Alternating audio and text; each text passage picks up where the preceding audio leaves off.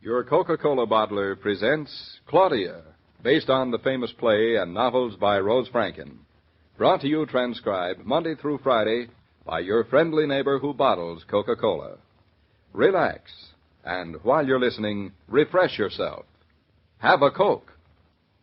And now, Claudia.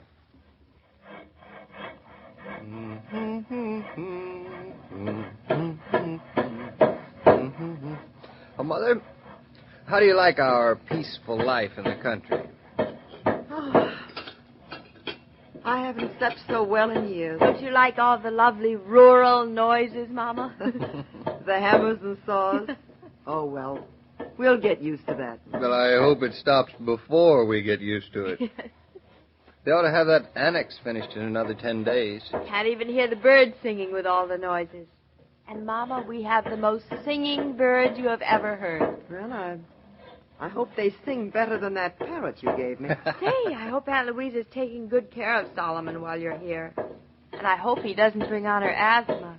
Aunt Louisa tells me that she tests negative to parrot feathers. And I test negative to Aunt Louisa. Thought you liked her. Oh, I like her very much. But I live in trembling fear that one day I'll open the front door and find that umbrella stand she's been threatening you with since you were 3. I wish somebody'd send us something, even just a letter.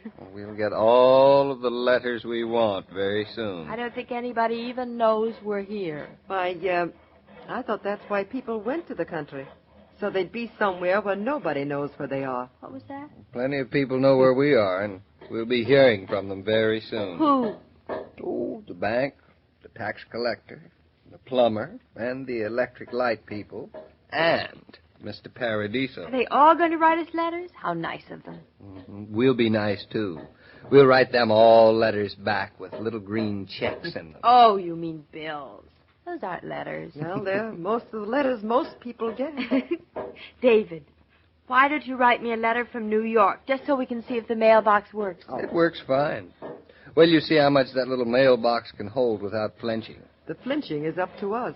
I don't know. If it weren't for Mitch, the electrician, and Billy, and the birds, I'd feel all by myself up here. You can see how much we count around here, David, can't you? I don't mean you. I mean people.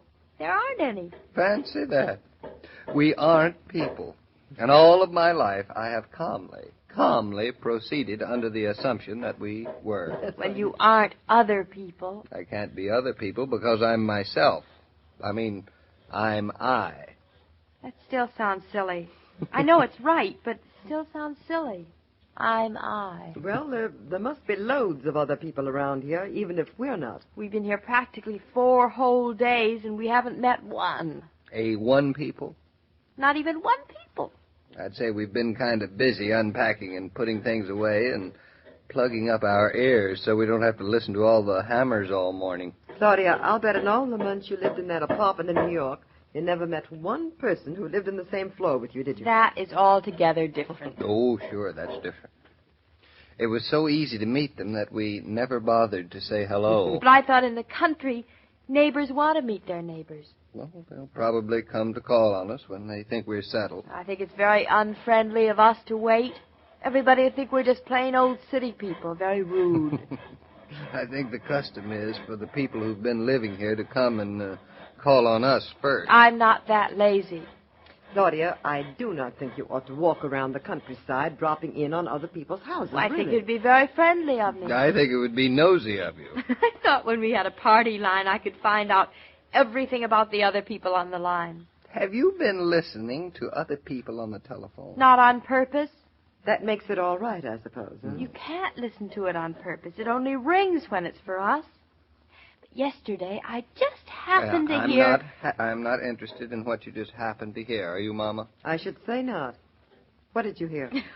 I'll tell you after David's gone. Good. And I thought your mother was a woman of superior character. She is. Claudia, I don't want you to go snooping around our neighbors' houses like a chipmunk, you hear? David, don't you just love that little red house down the river road? I wonder who lives there. I don't know anything about it, except it's none of my business. And did you notice the house with the funny black stripes on it? I wonder why they painted those stripes. The owner probably has a pet zebra. Maybe he has. See what you miss, David, when you don't know your neighbors? Well, think how much they miss not knowing you. I don't see them crying about it. Maybe they are. Claudia, please don't listen in on the telephone and don't try to meet our neighbors until they try to meet us. Oh, you're just like a man. All right, all right. I was just thinking about it. And my final word of advice, don't think. Well, here goes the happy commuter. Goodbye, happy commuter. I have 20 minutes to get to Eastbrook Station. Who is coming with me? I am. Good. I am. Good. Ladies, this way to the chariot. Oh, you.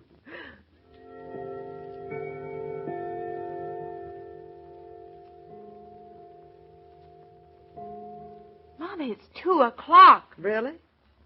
You think I can't count? Only 4 hours and 18 minutes till David comes home.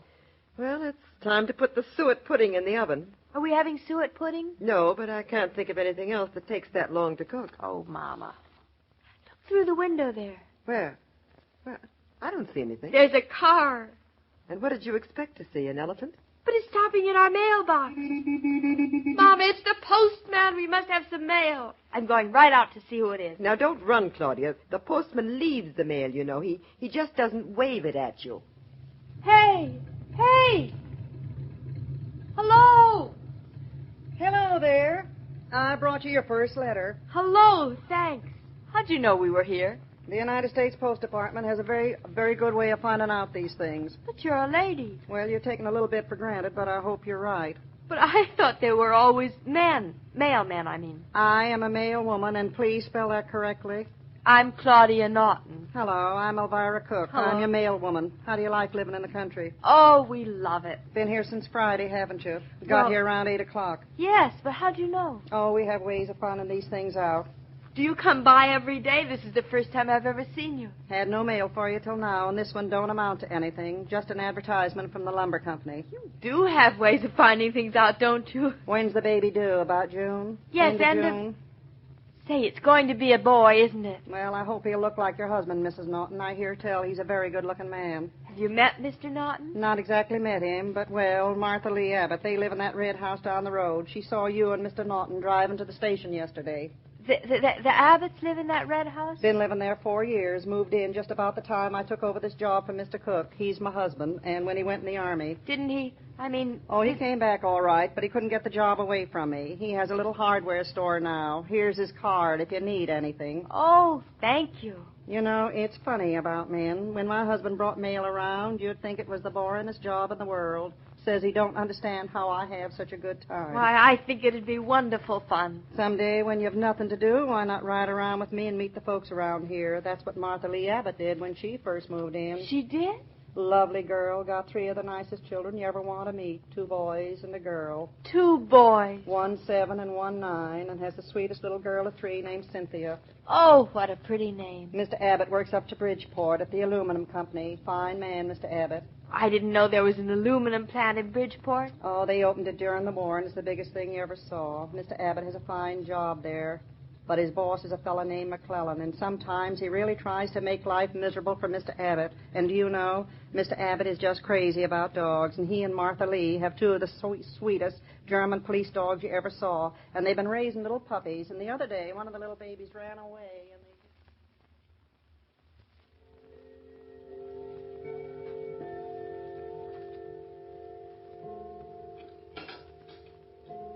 Well, Claudia, that wasn't such a bad dinner. No, not bad at all. Well, don't sound so surprised, you two. I bought the meat in a store. It was such a nice store. Mm-hmm. And such a nice butcher. You talked, and you talked, and you talked, and you talked. And talked and talked and talked. Well, not that much now. I suppose you were with her, Mother. I certainly was. Heaven help me, Mama, I was. that is not fair. You said I drove much better today. Well, it seems you have a new bad habit. Now you're driving too slow. Oh, can't please the woman. You might almost call that a good habit, Mother. No, not when it means dawdling outside people's houses, when it means just looking in a window. Mama, You follow me? You look too. Well, there wasn't anything else for me to do now, was there? Oh, I'm so looking forward to meeting the Abbotts. I'd love to see their dogs. Who are the Abbotts? Oh, didn't I tell you? No. I thought I told you. They're the people who live in that little red house. You saw their name on the mailbox. Well... Very, very observant of you. Martha Lee Abbott. Isn't that a nice name? It's a very nice name, but how do you know her first name is Martha Lee? Oh, we have a way of finding these things out. Mr. Abbott works for the aluminum company. Did you know there was an aluminum company in Bridgeport? I didn't have the slightest idea that there was an aluminum company. Aluminum, Well-informed Claudia. Yes. Claudia. Yes. Have you been listening to the telephone when other people were talking? Ah, I have not. Have I, Mama? No, David. She hasn't. See there. I don't know whether I should take Mama's word for it after what she said this morning. How do you think police dogs and Great Danes get along together? The Abbotts have the nicest police dogs. I should think Bluff would like to meet them. Oh, I get it. One of the Abbott dogs ran away and came down here the other day. Is that it, Mother? There hasn't been a dog in the place all day long, David. Claudia, have you been walking on the road? Well... Now, I ask you not to do that. Don't you realize that those police dogs can be very wild sometimes? Oh, I don't think He so, might have David. bitten you. That's just exactly why I've told you time and time again. Darling, I haven't been off the place once, except to go to the market. Just once. Then how do you know? And darling, listen, I forgot to tell you, the Abbotts have the cutest little girl by the name of Cynthia.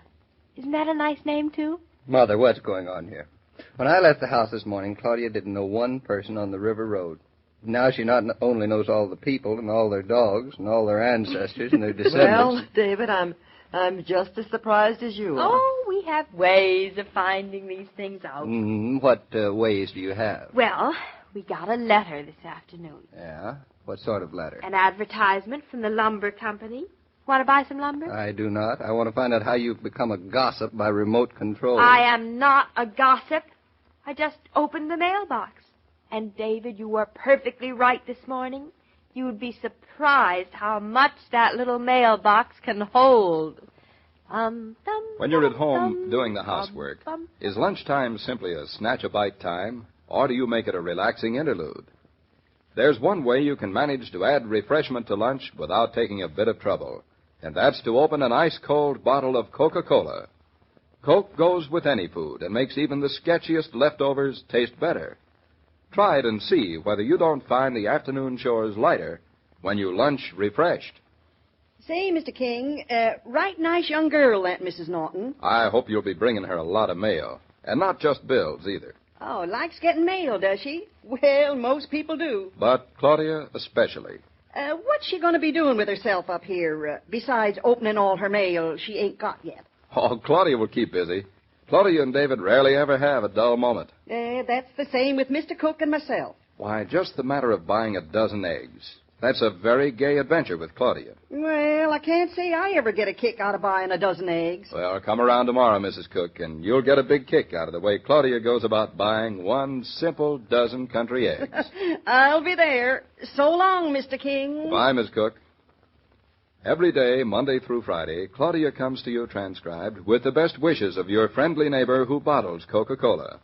So listen again tomorrow at the same time. And now this is Joe King saying au revoir. And remember, whoever you are, whatever you do, wherever you may be, when you think of refreshment, think of Coca-Cola. For Coca-Cola makes any pause the pause that refreshes. And ice-cold Coca-Cola is everywhere.